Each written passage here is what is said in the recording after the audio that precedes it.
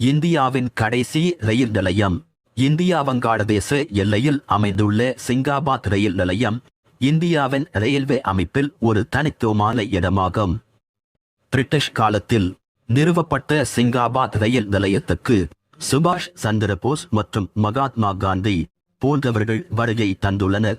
சுதந்திரத்திற்கு முந்தைய காலங்களில் கொல்கத்தாவிற்கும் டாக்காவிற்கும் இடையே ஒரு முக்கியமான பாதையாக செயல்பட்டதால் பயம் மற்றும் வர்த்தகத்தை எளிதாக்கியது.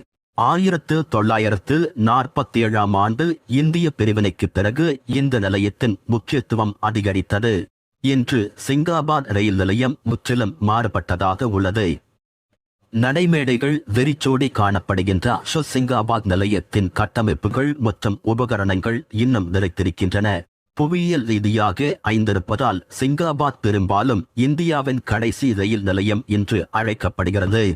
தற்போது பயணிகள் சேகருக்கு பயன்பாட்டில் இல்லை என்றாலும் எதிர்காலத்தில் சர்வதேச வர்த்தகம் மற்றும் நடை நாடுகளுடனான உறவுகளுக்கு ஒரு பள்ளியாக மாறக்கூடும்.